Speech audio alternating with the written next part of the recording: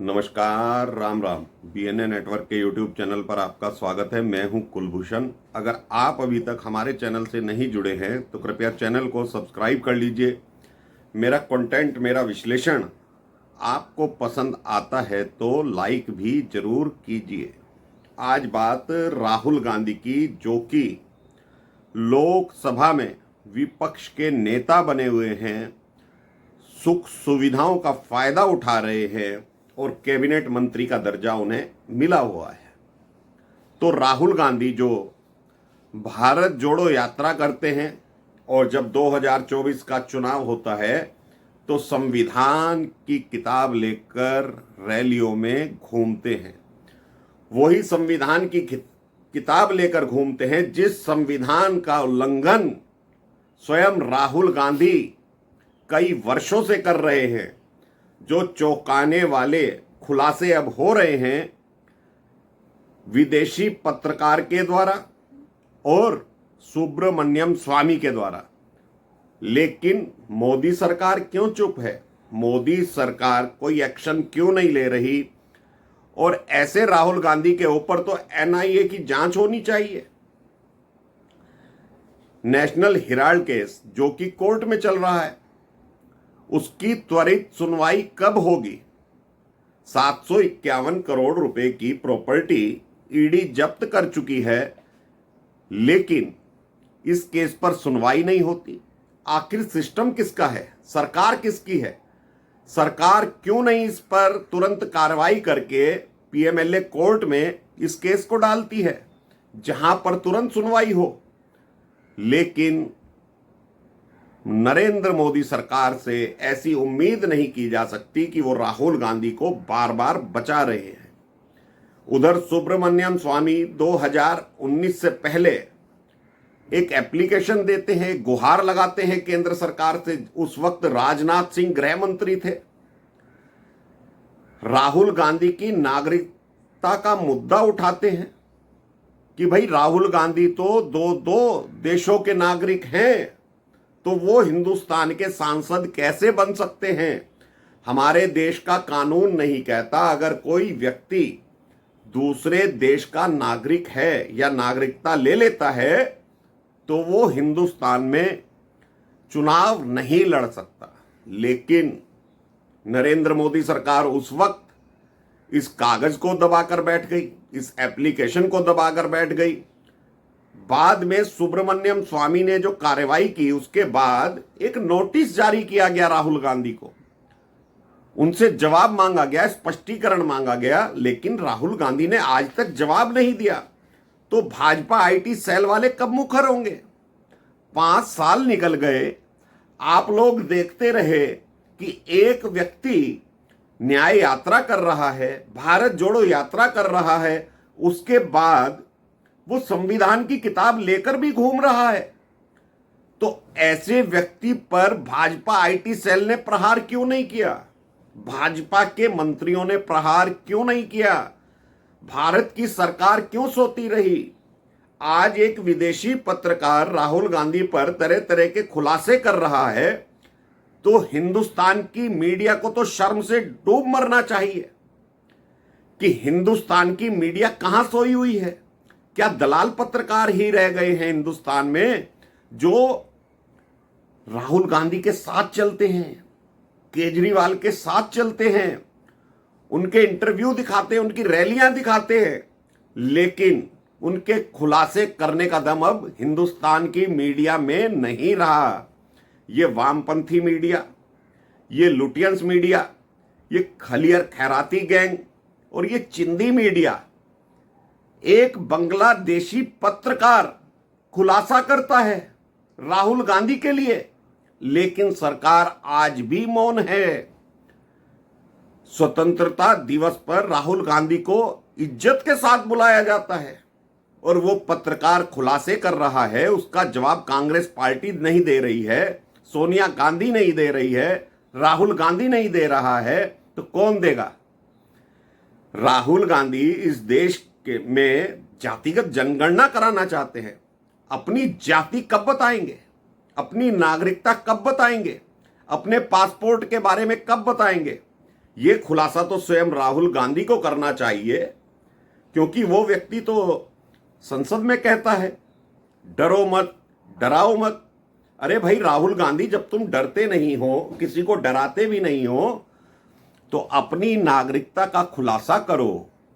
अपने पासपोर्ट के बारे में बताओ कि आपके पास हिंदुस्तान के पासपोर्ट के अलावा कितने पासपोर्ट हैं। सुब्रमण्यम स्वामी तो 4-4 पासपोर्ट होने का दावा कर रहे हैं।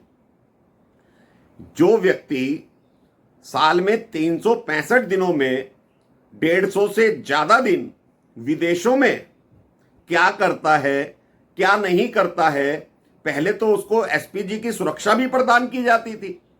नरेंद्र मोदी ने यह कानून तो बदल दिया, लेकिन यह व्यक्ति अपने सुरक्षा कर्मियों को साथ लेकर नहीं जाता। बाहर विदेशों में क्या क्या करता है, कैम्ब्रिज में जाकर क्या क्या भाषण देता है कि हिंदुस्तान में लोकतंत्र खत्म हो गया है, हिंदुस्तान को बचाइए। तो राहुल गांधी, लोकतंत्र में आपको अपनी नागरिकता अब बता देनी चाहिए, और सरकार को भी अब कड़े एक्शन लेने चाहिए। क्यों 5 साल से फाइल दबाकर बैठी? ये सरकार 5 साल से फाइल क्यों दबाकर बैठी है? क्यों जांच नहीं करवाई गई? जब सुब्रमण्यम स्वामी, वो तो भाजपा के नेताओं के खिलाफ भी बोलते हैं, और बिना सबूत के सुब्रमण्यम स्वामी बोलते ही नहीं है। राम मंदिर पर जब सुब्रमण्यम स्वामी मुकर होकर बोलते थे तो लोग बाग हतप्रभ रह जाते थे कि सुब्रमण्यम स्वामी दक्षिण से आने वाला व्यक्ति किस तरह से हिंदू धर्म को जानता है, किस तरह से हिंदू धर्म को फॉलो करता है। कितने साक्ष्य सुब्रमण्यम स्वामी ने दिए, राम मंदिर होने का प्रमाण दिया। तो सुब्रमण्यम स्वामी झूठ बोलते भी होंगे, तो लेकिन जब वो प्रमाण दे रहे हैं तो फिर तो आपको यकीन करना पड़ेगा, फिर तो राहुल गांधी तुम्हें जवाब देना पड़ेगा। कहीं ऐसा तो नहीं है अब कि राहुल गांधी विदेश भाग जाएं? जितने खुलासे अभी हो रहे हैं उससे तो यही लगता है कि ये व्यक्ति, क्योंकि हिंदुस्तान के साथ साथ विदेश का भी नागरिक है, तो हो सकता है ये अपना देश छोड़कर चला जाए, और ये देश अब उसका रहा ही नहीं। जिस तरह सोनिया गांधी ने शादी करने के बाद कितने वर्षों के बाद भारत की नागरिकता ली और प्रधानमंत्री बनने का दावा करने लगी थी, तो सुब्रमण्यम स्वामी वहां भी पहुंच गए थे राष्ट्रपति के पास कि यह लेडी हिंदुस्तान की प्रधानमंत्री नहीं बन सकती। तो राहुल गांधी के बारे में आज चर्चा है कि यह व्यक्ति 4-4 पासपोर्ट रखता है, इटली का नागरिक है, ब्रिटेन का नागरिक है, पता नहीं कहां कहां का नागरिक है। और इसके खुलासे जो बांग्लादेश के पत्रकार ने किए हैं, जो प्रूफ के साथ खुलासे किए हैं कि ये व्यक्ति विदेशों में क्या करने जाता है, और राहुल गांधी के बारे में जो जो कहा है, वो एक वीडियो अलग से बनेगा कि राहुल गांधी शादीशुदा है, भारत में जब चुनाव लड़ता है तो अविवाहित लिखता है। तो ऐसे व्यक्ति को सरकार, नरेंद्र मोदी, अमित शाह क्यों बचा रहे हैं? अब जनता जानना चाहती है, और भारत की जनता भोली जरूर है लेकिन मूर्ख नहीं है। ज्यादा दिनों तक भारत की जनता को मूर्ख नहीं बनाया जा सकता।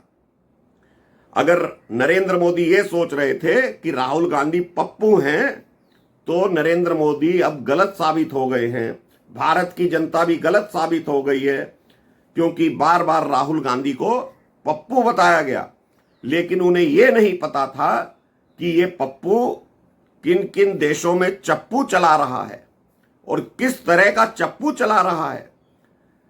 एक संवैधानिक पद पर बैठा हुआ व्यक्ति अगर विदेशी नागरिक है तो कितने कागजात गोपनीय आते हैं एक सांसद के पास, एक सरकार के पास, एक विपक्षी नेता के पास। क्या पता ये व्यक्ति उन्हें भी लीक करता हो, क्योंकि खालिदा जिया के पुत्र से लंदन में मिलना और बांग्लादेश में जो कुकृत्य हुआ है, तख्ता पलट हुआ है, उसके पीछे भी राहुल गांधी का इशारा बताया जा रहा है। राहुल गांधी स्वयं चाहते थे कि हिंदुस्तान में भी ऐसा हो, लेकिन हो सकता है कि पहले वो देखना चाहते थे कि बांग्लादेश में देखते हैं इसके क्या परिणाम होंगे, क्योंकि राहुल गांधी भारत जोड़ो यात्रा में कहते थे कि हिंदुस्तान में पेट्रोल छिड़का हुआ है, मिट्टी का तेल छिड़का हुआ है, सिर्फ माचिस लगाने की देर है। तो बांग्लादेश का परिणाम देखने के बाद क्या पता ये व्यक्ति हिंदुस्तान में भी इसी तरह का कुकृत्य कराना चाहता हो। कांग्रेसी तो बोल रहे हैं कि हिंदुस्तान में भी बांग्लादेशी तख्ता पलट हो सकता है। नरेंद्र मोदी कहां भागेंगे? वैसे हिंदुस्तान के अंदर ये पॉसिबल नहीं है और अब नरेंद्र मोदी को, अमित शाह को, भारत की सरकार को, अजीत डोभाल को जागना होगा, बोलना पड़ेगा और भाजपा के आईटी सेल को आक्रामक होकर हमले करने पड़ेंगे, सवाल पूछने पड़ेंगे। आखिर राहुल गांधी के पास कितने पासपोर्ट हैं, किन किन देशों की उसके पास नागरिकता है, क्योंकि सुब्रमण्यम स्वामी तो अब दिल्ली हाई कोर्ट पहुंच गए हैं। अगले हफ्ते उस पर सुनवाई होगी। जो साक्ष्य सुब्रमण्यम स्वामी ने दिल्ली हाई कोर्ट में लगाए हैं, उससे राहुल गांधी ब्रिटेन के नागरिक हैं। जो income tax return Rahul Gandhi ने वहां पर भरी है और उसके अलावा जो और प्रूफ बांग्लादेशी पत्रकार दे रहा है, सोशल मीडिया पर अब वायरल हो रहे हैं, आप देख सकते हैं। तो ऐसे नेता से, विपक्ष के नेता से, संवैधानिक पद पर बैठे हुए नेता से क्या आप उम्मीद रखते हैं कि वो भारत का सुख चाहने वाला है या भारत के साथ खिलवाड़ करेगा? हिंदुस्तान के लिए वो जीता है या हिंदुस्तान के साथ वो खिलवाड़ करेगा? क्योंकि ये व्यक्ति जनेऊ भी पहनता है लेकिन बात हिंदू विरोधी करता है। तो नागरिकता तो अब राहुल गांधी को बतानी पड़ेगी, चाहे दिल्ली हाई कोर्ट का आदेश हो, चाहे भारत की सरकार हो। नहीं तो अब जनता राहुल गांधी के लिए दौड़ पड़ेगी। ऐसे व्यक्ति को छोड़ने वाली अब भारत की जनता नहीं है। तो दोस्तों, अभी के लिए इतना ही। मेरा कंटेंट, मेरा विश्लेषण आपको पसंद आए तो लाइक जरूर कीजिएगा, चैनल को सब्सक्राइब जरूर कर लीजिएगा। धन्यवाद, नमस्कार, भारत माता की जय।